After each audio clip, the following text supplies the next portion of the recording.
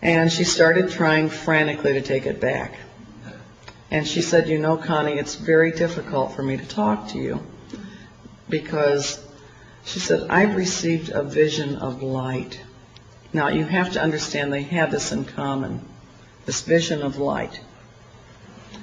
She said, you should pray for wisdom that God would show you the hidden meaning of these Bible passages. I said, well, I'm not a theologian. I said, but I am a lawyer. And we were taught rules of construction that seemed just as appropriate for Bible study as for legal construction, and that's ambiguities are construed against the maker of the document, and words are to be given their plain meaning. I said, I don't know about you, but I have enough faith in our Maker to believe that He would not deliberately give us an ambiguous document. She said, are you familiar with the history of the Bible and how it was written and how contradictory it is? I said, yes, I'm familiar with the history of the Bible and how it was written, but I disagree with you on the contradictory aspect. I said, tell me, Phyllis, have you read the Bible all the way through? She said, no, I've carefully avoided doing that because it might tend to confuse me. I said, would you read Homer? Would you criticize Homer without having read it? Would you criticize Shakespeare without having read it? I said, let me tell you something. I said, I did read it all the way through. I said, I didn't find all those contradictions that people speak of.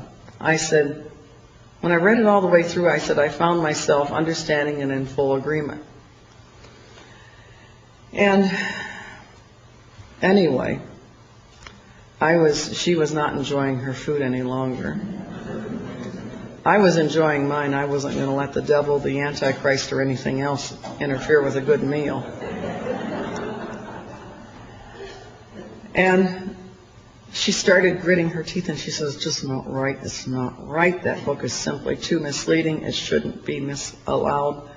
And I looked over and I said, what's that, Phyllis? And she almost spit it out. She said, the Bible. I said, why on earth would you say a thing like that? And she spit it out again, and she said, the Antichrist is not the negative thing the Bible's made him out to be. I said, Phyllis, I said, I like you very much. Don't get caught on the wrong side of this one. And she said what is a common New Age theme, and it's their theme for the militant march they're now back on, there are no sides. Well, armed with the terminology New Age movement, I knew how to look it up. And I started collecting books, and I found the Bantam New Age series, and one of the first books I picked up was a book, and you might be familiar with this, Entropy, by Jeremy Rifkin. And another book was Voluntary Simplicity by Dwayne Elgin, whom the New Agers credit with being the modern theoretician of their sustainable development movement, DUANEELGIN. And those were both books I picked up both back in 1981, 1982 on the subject. And when I started perusing the books, and I found a book called New Age Politics by Mark Satin. And he listed 25 representative New Age groups, and they range from Amnesty International through zero population growth. And about everything in between you could think of, including World Goodwill, New York. His amended version of the book has 100 on the list. And as regards World Goodwill, he said they were preparing for the reappearance of the Christ. And Planetary Citizens was working in conjunction with them. And he described this new politics. It was neither left nor right, but center. And it was about doing things in different ways, thinking different ways, new patterns. And he wrote about a very broad spectrum of groups that were consciously collaborating.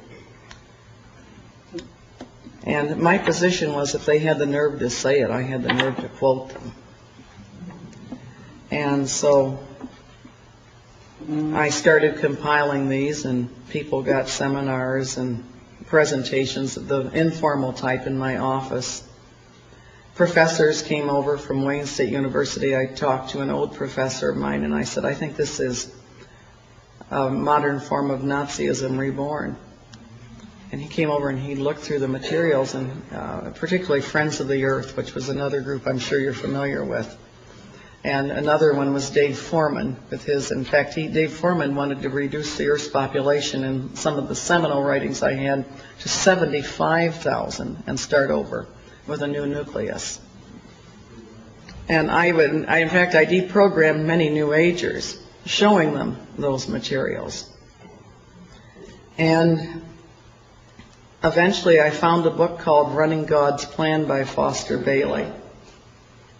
And he said one of the goals of their hierarchy was to have a unified Europe. He said, we tried this before, working through a disciple, using the Rhine River Valley and the inhabitants of that valley as a binding factor. That attempt was unsuccessful, but now another attempt is in full swing, namely the six-nation European Common Market. And you don't need to have been even an A student in history to have known who that disciple was. Adolf Hitler.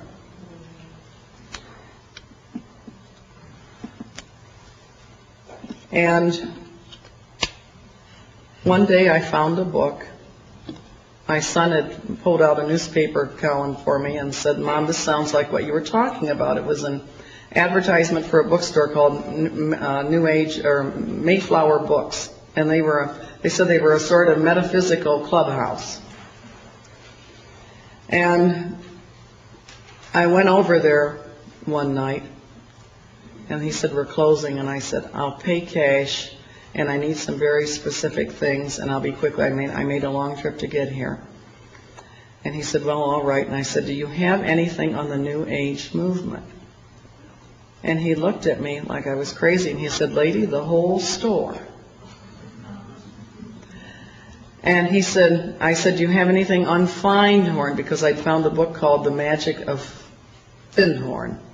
And he corrected my pronunciation. He said, you mean Findhorn? He said, our Findhorn section is right down there. Our David Spangler section is right down there too.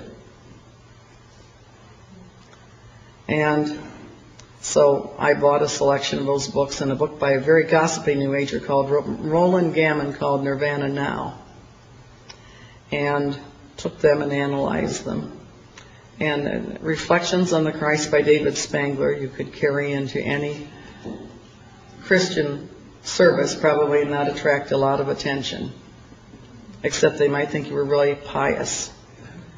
But inside that book, chapter called Lucifer, Christ, and God. And he said, Lucifer comes to bring us the final gift of wholeness. If we accept it, we are free, and he is free. And he said, the Luciferic initiation is a required entry point into the New Age. And I didn't leave it at that. I never take one source as my source. I eventually found the Alice Bailey books, and I was to read from another source that they had started life as Lucifer Publishing Company, which they adamantly denied for a time. But unfortunately for them, I now have 3 books in my personal library from them when they were Lucifer Publishing Company, 1922. And Alice Bailey had been a member of the Theosophical Society. And she and her husband, Foster Bailey, had in 1922, during the years that the Theosophists were promoting a man called Jiddu Krishnamurti as their new Messiah. And they started to work in New York City. And they then formed some worldwide works. And one of their strongest devotees was a man that you talked about, Maurice Strong. And I actually have a photograph, which I pulled down from the internet, of Maurice Strong at the Findhorn Foundation in Scotland, participating very devoutly in a group meditation for the reappearance of their new Christ. And I knew what a Marilyn Ferguson and the Aquarian Conspiracy had said something that I didn't think of until